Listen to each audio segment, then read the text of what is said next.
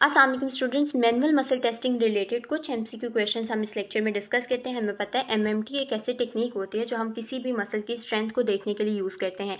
इसके हमारे पास total 0 to 5 grades होते हैं। 0 मीन्स कोई कॉन्ट्रैक्शन नहीं हो रही, 5 मीन्स के मसल की स्ट्रेंथ बहुत ज़्यादा अच्छी है, ठीक है। और हमारे पास 2 ग्रेड ऐसा होता है जिसमें हम लोग पेशेंट को मूवमेंट कराते हैं, जिसमें हम ग्रेविटी को क्या कर देते हैं, न्यूट्रलाइज करने की कोशिश करते हैं, सपोर्ट करते हैं। जबकि हमारे पास 3 जो है वो पहला ग्रेड होता है जिससे हम पेशेंट को मूवमेंट कराते हैं। यानी नॉर्मली क्या होता है, 0 ग्रेड पे कोई मूवमेंट नहीं हो रही होती है, 1 पे हमारे पास स्लाइट कॉन्ट्रैक्शन हो रही होती है जब हम उसको पैल्पेट करते हैं। 2 के ऊपर अगेंस्ट द ग्रेविटी पेशेंट को हम क्या करते हैं, सपोर्ट करते हैं। नंबर 3 पेशेंट को हम नॉर्मल रेंज ऑफ मोशन कराते हैं, बिल्कुल नॉर्मल पोजीशन के अंदर। 4th के अंदर हम क्या करते हैं, सब मैक्सिमल रेजिस्टेंस, और 5th के अंदर जो है वो हम लोग मैक्सिमल रेजिस्टेंस के अगेंस्ट पेशेंट के मूवमेंट कराते हैं, ठीक है। अब हम इसके एमसीक्यू क्वेश्चंस को डिस्कस करें तो सबसे पहले हमारे पास क्वेश्चन आता है, which one of the following is the correct grading for a muscle that completes full range of motion against gravity but can not hold against an additional resistance. तो against gravity किसके अंदर move कर पा रहा था, full range of motion. तो हमारे पास कहाँ आ गया, इसका ग्रेड 3 आ गया। अगर यहाँ पर होता ना अगेंस्ट ग्रेविटी है लेकिन वो अपनी रेजिस्टेंस के अगेंस्ट भी कर सकता है तो फिर हम ग्रेड 4 देते हैं। नेक्स्ट एमसीक्यू है हमारे पास, if a patient can only move a joint when gravity is eliminated horizontal plane but can not move it against gravity, what MMT applies. तो हमें पता है कि एलिमिनेटेड होगी, तो हमने कहा था ग्रेविटी सपोर्टेड पोजीशन हमारे पास कौन सी होती है, ग्रेड 2 के अंदर। तो इसका ऑप्शन क्या हुआ, ग्रेड 2, ठीक है। नेक्स्ट ऑप्शन है, in the commonly used MMT grading scale, what grades correspond to no visible contraction and no palpable contraction। ना palpable contraction है, ना ही visible contraction है। अब palpable contraction होती तो हम 1 दे देते, लेकिन ना visible contraction ना ही palpable है तो हम इसको कह रहे हैं this is grade 0, ठीक है। नेक्स्ट हमारे पास आता है, during MMT the examiner stabilizes the shoulder, asks the patient to flex the elbow and then applies resistance opposite to the action, what principle is being followed। तो हम इसमें क्या यूज करें, हम लोग पेशेंट को, एक तो ये कि हम लोग एग्जैक्ट शोल्डर को स्टेबलाइज करें, दूसरा हम क्या कर रहे हैं, पेशेंट को स्लाइटली रेजिस्टेंस अप्लाई कर रहे हैं। तो हमारे पास क्या आ रहा है, testing in anti gravity only, बिल्कुल भी नहीं। एंटी ग्रेविटी होता तो हम सपोर्ट कर रहे होते, यहाँ पर हम सपोर्ट नहीं कर रहे। करेक्ट पोजीशनिंग हम कर रहे हैं, ऑब्वियसली हम स्टेबलाइजेशन भी कर रहे हैं। डायनेमोमीटर तो हम कहीं भी यूज नहीं कर रहे, और ग्रेडिंग 0 to 10 वाला तो यहाँ पर अप्लाई नहीं होता है। तो इसका करेक्ट ऑप्शन क्या है, ऑप्शन बी, ठीक है। नेक्स्ट आता है, patient with after a nerve injury demonstrate a flicker of contraction in the wrist extension but no actual movement. Flicker of contraction है तो हम इसको क्या कहेंगे, हमारे पास ग्रेड 1 है। नेक्स्ट एमसीक्यू है, सिनेरियो बेस्ड है। A patient has full range of motion of hip abduction against gravity and examiners apply moderate resistance, the patient hold the position। moderate resistance के against कर रहे तो हम क्या कह रहे हैं, grade 4 पे patient होगा। when selecting the testing position for MMT which one of the following is the key requirement। तो अगर हम MMT के लिए कोई भी पोजीशन कर रहे हैं तो हमारे लिए जरूरी है कि पेशेंट है वो प्रॉपरली स्टेबलाइज, और जिस सेगमेंट को हमने करना है वो आइसोलेट हो, मतलब जिस सेगमेंट को हम कर रहे हैं वही मसल जो है उसके ऊपर स्ट्रेंथ अप्लाई हो।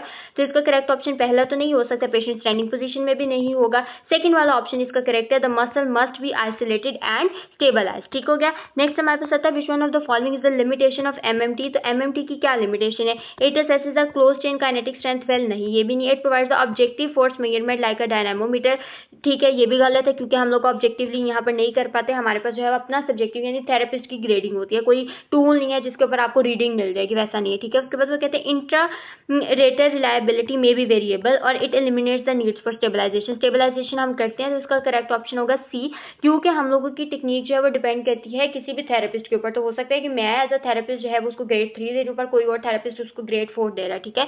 तो ये चीज आती है। उसके बाद वो कहता है, while testing the knee extensors the patient begins to extend but only through the half of the range of motion and then the movement stop, ठीक है। पेशेंट क्या कर रहा है, थोड़ी बहुत कर रहा है मूवमेंट, एक्सटेंशन कर रहा है, लेकिन कंप्लीट रेंज ऑफ मोशन नहीं हो रही, ठीक है। अब यहाँ पर तो आपने एक बात याद रखी, यहाँ पर ग्रेविटी के अगेंस्ट पेशेंट जो है वो क्या कर रहा है, मूव कर रहा है, assuming the gravity is present, ठीक है। तो इसका मतलब है कि ग्रेविटी के अगेंस्ट हो रही है तो ग्रेड 2 तो हो नहीं सकता, पूरी रेंज नहीं हो रही तो ग्रेड 3 भी नहीं हो सकता, दोनों के बीच का कंपोनेंट है, तो इसलिए हम इसको ग्रेड 3 माइनस देते हैं। तो यहाँ पर क्या ऑप्शन होगा, ऑप्शन बी करेक्ट होगा। Next, which grade is defined as the muscle being able to move through full available range of motion with gravity eliminated but can not hold against the gravity. तो grade 2 है जिसके अंदर जो है वो patient against the gravity move नहीं कर पाता लेकिन ग्रेविटी एलिमिनेटेड पोजीशन के अंदर कर लेता है, ठीक है। नेक्स्ट एमसीक्यू है, when perform MMT you should apply resistance in which direction relative to the muscle line of pull, तो हमें ऑपोजिट डायरेक्शन में होती है, तो इसका करेक्ट ऑप्शन क्या होगा, रेजिस्टेंस हमेशा मसल एक्शन के ऑपोजिट होती है, करेक्ट ऑप्शन है ऑप्शन सी। नेक्स्ट आता है the patient can perform the full ankle dorsiflexion against gravity and can hold it while the examiner apply strong resistance. Patient क्या कर सकते हैं, फुल एंकल की डोर्सिफ्लेक्शन कर सकते हैं अगेंस्ट द ग्रेविटी, और जब भी रेजिस्टेंस अप्लाई होती है यानी स्ट्रॉन्ग रेजिस्टेंस अप्लाई हो रही है तो पेशेंट उसको होल्ड कर पा रहा है, तो हम इसको कौन सा ग्रेड देंगे, ग्रेड 5, ठीक हो गया। अगर यहाँ पर उसने मिनिमल रेजिस्टेंस कहा होता तो फिर हम लोग उसको क्या देते, ग्रेड 4। नेक्स्ट हमारे पास MCQ आता है, the Oxford scale refer to in MMT uses which numerical range. तो ऑक्सफर्ड स्केल हमें पता है 0 to 5 इसके ग्रेड्स होते हैं। A patient in ICU is unable to sit upright and can not move his shoulder on palpation you detect a slight contraction. Palpation कर रहे हैं, स्लाइट कॉन्ट्रैक्शन है लेकिन बट नो मूवमेंट, तो इसका ग्रेड कौन सा होगा, तो ग्रेड 1 होगा कि कॉन्ट्रैक्शन है लेकिन मूवमेंट कोई नहीं हो रही। नेक्स्ट आते हैं in documentation MMT the examiner find the right side deltoid is grade 4 and the left side is grade 4 minus. What does the minus denote, तो हमें माइनस क्या पता चल रहा है कि ग्रेड 4 से थोड़ा बहुत कम है और ग्रेड 3 से थोड़ी सी ज्यादा पेशेंट की स्ट्रेंथ है, तो इसका आंसर क्या होगा, तो इसका आंसर क्या होगा, स्लाइटली बिलो द ग्रेड 4 है पेशेंट, ठीक है। नेक्स्ट पे आता है which one of the following statements about the MMT is true, तो इसके अंदर करेक्ट स्टेटमेंट क्या होगी, it can precisely qualify muscle force into the Newton. ये नहीं है क्योंकि हम लोग को मेजरमेंट नहीं मिली, ऐसा नहीं बता रहा कि मसल के ऊपर फोर्स जो है वो 5 न्यूटन है, बिल्कुल भी नहीं, ठीक है। It can detect fatigue and timing issue to the muscle activation, it replaces the functional testing entirely, ऐसा नहीं है, फंक्शनल टेस्ट को रिप्लेस नहीं करता, ठीक है। It is only valid for lower extremity muscle, दोनों अपर लोअर के लिए होता है, तो ये भी करेक्ट नहीं है, ये भी करेक्ट नहीं है, ये भी तो हमारे पास क्या करता है, फटीग को भी डिटेक्ट करता है, मसल एक्टिवेशन को भी डिटेक्ट करते हैं, क्योंकि हमें पता है कि इसके अंदर मसल की ग्रेडिंग वगैरह भी कर रहे होते हैं बेस्ड अपॉन द पैल्पेशन या फ्लिकर ऑफ कॉन्ट्रैक्शन जो हमें मिल रहा होता है। उसके बाद कहता है patient is performing shoulder internal rotation has full range against gravity but can not tolerate any resistance. Against gravity है लेकिन कोई रेजिस्टेंस नहीं टॉलरेट कर रहा from the examiner, the examiner slide pressure causes patient to give away which grade is best, तो इसके लिए grade 3 है। पेशेंट की फुल रेंज ऑफ मोशन हो रही है अगेंस्ट ग्रेविटी लेकिन रेजिस्टेंस नहीं है, तो हम लोग इसको ये दे रहे हैं। Prior to applying resistance in MMT you should do what, तो आपके पेशेंट के आपने हमेशा एक बात याद रखनी है कि जब भी आप रेजिस्टेंस अप्लाई कर रहे हैं तो आपकी पेशेंट को कंप्लीटली बताना होता है कि आप एक तो आप पोजीशन बिल्कुल सही रखेंगे, ठीक है, और दूसरी बात आपने पेशेंट को उस पोजीशन को करते पहले कहना है कि पेशेंट नॉर्मली उस पोजीशन को परफॉर्म कर पा रहा है कि नहीं, फिर ही आप रेजिस्टेंस अप्लाई करते हैं, तो इसका ऑप्शन क्या होगा, ऑप्शन बी, ठीक है। नेक्स्ट आता है patient hip flexor moves through full available range of motion in anti gravity but you know that the joint is restricted and can not achieve full hip flexion, what should you do consider before grading. कहते हैं कि proceed as a full range of motion present, not that limited range of motion and do not attribute weakness to it, skip the test, grade it as grade 0, grade 0 बिल्कुल भी नहीं हम देंगे, skip भी नहीं करेंगे टेस्ट को, और हम लोग जो है वो फुल रेंज ऑफ मोशन ऐसा नहीं कह सकते कि फुल रेंज प्रेजेंट है, नहीं, पेशेंट के ज्वाइंट के अंदर मसला है तो हम इसको डॉक्यूमेंट करें, तो कहते हैं note the limited range of motion and do not attribute weakness to it. आप कहते हैं कि हम लोग देखें, हम लोग जो स्ट्रेंथ की बात करते हैं ना, तो MMT यूजली कर रहे होते हैं मसल की स्ट्रेंथ को चेक करने के लिए, रेंज ऑफ मोशन को मेजर करना होता है तो हम गोनियोमीटर कहते हैं, तो कहते हैं कि आपने MMT की है लेकिन आपको नजर आया कि पेशेंट की मसल की स्ट्रेंथ ठीक है लेकिन ज्वाइंट के अंदर कोई मसल के रेंज ऑफ मोशन लिमिटेड है, तो वो कहते हैं इसीलिए हम रेंज ऑफ मोशन लिमिटेड तो बता रहे हैं लेकिन ये नहीं बता रहे कि मसल के अंदर वीकनेस है, ठीक हो गया। नेक्स्ट MCQ है which grade correspond to full range of motion against gravity and moderate resistance, तो ग्रेड 4 इसका ऑप्शन होगा क्योंकि रेजिस्टेंस मॉडरेट है। उसके बाद नेक्स्ट आता है you test wrist extensor in supine while gravity eliminated and patient can move through full range of motion but as soon as you ask them to go against gravity they cannot, तो इसका grade 2 होगा क्योंकि patient against gravity नहीं move कर रहा। The examiner notes that during testing the patient is using trunk rotation to help the limb move, तो ये कौन सा मोशन होगा हमें पता है, ये compensatory motion है क्योंकि patient है वो compensatory pattern यूज कर रहा है, तो इसका क्या होगा, बी compensatory movement होगा। नेक्स्ट आता है a post stroke patient has hip abduction completing full range against gravity and cannot hold against slightly pressure but not moderate, slight pressure में करे लेकिन moderate में नहीं करा, moderate होता तो हम grade 4 देते लेकिन slight में करा तो हम कह रहे हैं कि slightly हम कहते हैं कि grade 4 से थोड़ा कम है तो grade 4 माइनस, ठीक है। नेक्स्ट हमारे पास आता है when it is appropriate to test a muscle in the gravity eliminated position, जब पेशेंट नॉर्मली नहीं कर पा रहा, एंटी ग्रेविटी में नहीं कर पा रहा तो हम ग्रेविटी एलिमिनेटेड में करते हैं, तो इसका ऑप्शन क्या करेक्ट होगा, ऑप्शन बी। नेक्स्ट हमारे पास आता है a patient's knee flexors move move full range of motion against gravity and holds when moderate to strong resistance is applied. Which grade is this? तो हमें पता है कि moderate to strong resistance जब आप अप्लाई करते हैं तो आप grade 4 प्लस की बात करते हैं, क्योंकि moderate to strong होता है, ठीक है. अगर खाली moderate होता तो हम grade 4 की बात करते हैं. What does stabilization prevent during the MMT? Stabilisation क्या प्रिवेंट करती है? एक तो ये कि स्टेबलाइजेशन आपकी हेल्प करती है कि आप कंपनसेटरी या सब्स्टिट्यूशन मोशन को प्रिवेंट कर सकते हो. तो इसका आंसर क्या? Option C, unwanted compensatory motion from adjacent joint. Next आता है, while testing ankle plantar flexion in prone you found that the patient can hold against the strong resistance. तो हमारे पास ग्रेड 5 है क्योंकि स्ट्रॉन्ग रेजिस्टेंस यहाँ पर आ जाती है. अच्छा, नेक्स्ट हमारे पास MCQ 28, a valid MMT assessment require which of the following. MMT assessment के लिए ना आपके पास जरूरी होता है एक तो आप पेशेंट को क्लियरली सिखाएं और जो है वो पेशेंट की क्लियर आपने देखनी होती है कि उसकी एफर्ट भी क्या है. तो इसका करेक्ट ऑप्शन सी होता है. पहले वाला नहीं हो सकता क्योंकि पेशेंट जो है वो 3 अवेलेबल रेंज ऑफ मोशन के अंदर नहीं मूव करता. पेशेंट जो है वो ट्राई करता है, उसको क्लियरली आप एजुकेट करते हैं, ठीक है. उसके बाद एग्जामिनर अप्लाई जर्की रेजिस्टेंस, तो ये बिल्कुल ही गलत है. पेशेंट होल्डिंग देयर ब्रेथ, ये भी गलत है. तो ऑप्शन सी इसका करेक्ट ऑप्शन बनता है. उसके बाद आता है, patient undergoing MMT for shoulder abduction can not lift the arm against the gravity but when examiner supports the arm, तो कर रहा है सपोर्ट्स आर्म कर रहा है, तो ऑप्शन बी इसका ग्रेड 2 करेक्ट होगा. Which muscle testing is grade indicate full range of motion against gravity, no additional resistance, तो ग्रेड 3 होता है. उसके बाद कहते हैं the examiner test finger flexors and notes that the patient achieve full range against the gravity and holds against moderate resistance then gradually succumbs through strong pressure. यानी जो है वो पेशेंट इजीली क्या कर रहा है, मॉडरेट रेजिस्टेंस पे कर रहा है लेकिन स्ट्रॉन्ग प्रेशर जो है वो इजीली आप आहिस्ते से इंक्रीज कर रहे हैं, यानी मॉडरेट कर रहे हैं लेकिन स्ट्रॉन्ग रेजिस्टेंस वो नहीं कर पा रहा. तो इसका करेक्ट ऑप्शन क्या होगा? ऑप्शन 4, ठीक है, ग्रेड 4 इसका करेक्ट ऑप्शन होगा, ऑप्शन ए. नेक्स्ट हमारे पास आता है, when documenting MMT finding you should, आपको क्या क्या करना चाहिए. तो वो कहते हैं only record the numerical, grade गलत है. रिकॉर्डिंग प्लस एनी कंपनसेशन, आपने सारी चीज़ों को रिकॉर्ड करना होता है. आपने उसका ग्रेड बताना है, जैसे मैं ग्रेड 4 बता रही हूँ तो मैं बता रही हूँ किस वजह से ये ग्रेड 4 मैंने दिया ना. तो इसका करेक्ट ऑप्शन क्या होगा? जस्ट से वी को नॉर्मल. तो ये तो बिल्कुल ही गलत है क्योंकि हम ग्रेडिंग कर रहे हैं, 0 to 10 स्केल तो होता ही नहीं है. तो इसका करेक्ट ऑप्शन बी होता है, ठीक है. नेक्स्ट आता है testing hip extension, the patient in side line position है. पहली बात है साइड लाइन पोजीशन है और आप क्या करें, हिप एक्सटेंसर्स को कर रहे हैं, ठीक है.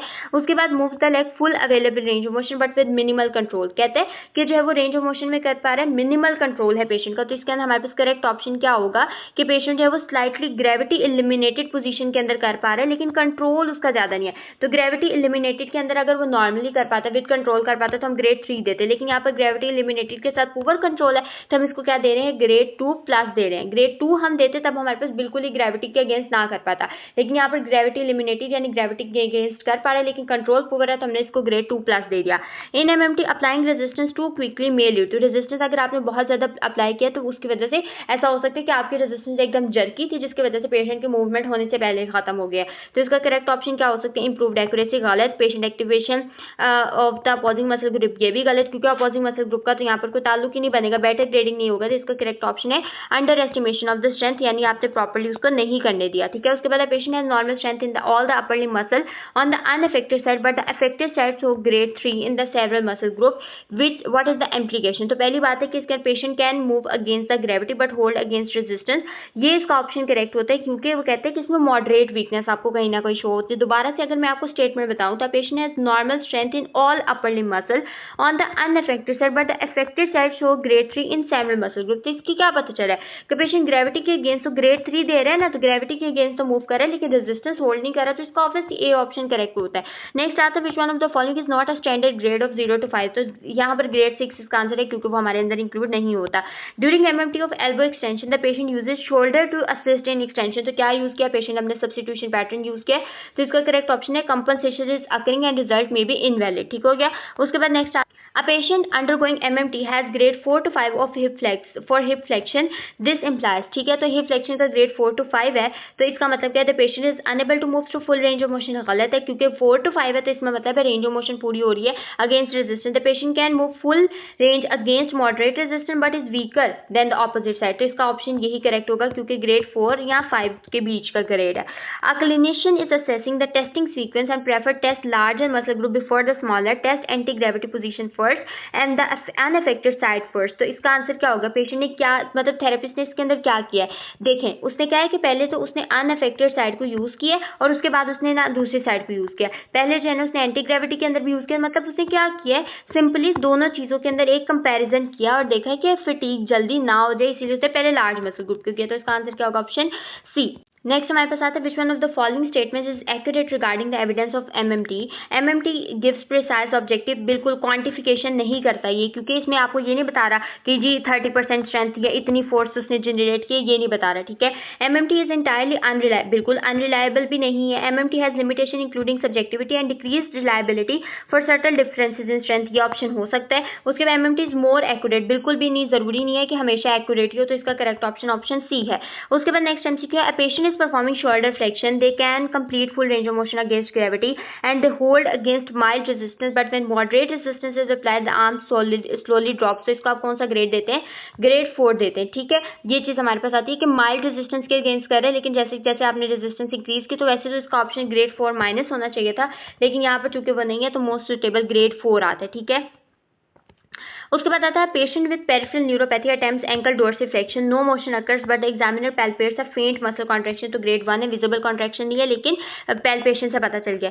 During finger abduction testing the patient also only achieve movements when gravity is remove, the hand is supported on the table, तो इसका क्या है, ग्रेविटी रिमूव है तो कर पा रहा है, तो ग्रेड 2 इसका ऑप्शन होगा। देन हमारे पास आता है testing hip extension in prone lying position के अंदर हिप एक्सटेंशन में patient full range of motion complete कर रहा है और अगेंस्ट द ग्रेविटी होल्ड भी कर रहा है, विदाउट कंपनसेशन नहीं हो रही है, तो हम इसको ग्रेड 5 देते हैं, क्योंकि इसके अंदर जो है ना प्रोन लाइंग पोजीशन इसके अंदर जो है ना वो इंपॉर्टेंट आती है। ये बात आपने हमेशा याद रखनी है, स्ट्रॉन्ग रेजिस्टेंस के अगेंस्ट भी कर रहा है, ये भी बात इंपॉर्टेंट है, ठीक है। उसके बाद नेक्स्ट आपके पास आता है during knee flexion testing the patient begins to elevate the pelvis and rotate the trunk, तो क्या यूज कर रहा है, कंपनसेशन मूवमेंट यूज कर रहा है, तो इसके अंदर हमें क्या करना चाहिए, the trunk to help with movement, what should the examiner do, तो एग्जामिनर को इस केस के अंदर क्या करना चाहिए, प्रॉपर स्टेबलाइजेशन प्रोवाइड करनी चाहिए और कंपनसेशन को आइडेंटिफाई करना चाहिए, तो इसका ऑप्शन क्या होगा, correct option C. So this is all about the important MCQ questions जो एमएमटी से रिलेटेड हैं। आप जो स्क्रीनशॉट लेके एक बार उसको खुद से सॉल्व करने की कोशिश कर सकते हैं। अगर मैं पूरी स्टेटमेंट और सारे ऑप्शन रीड करती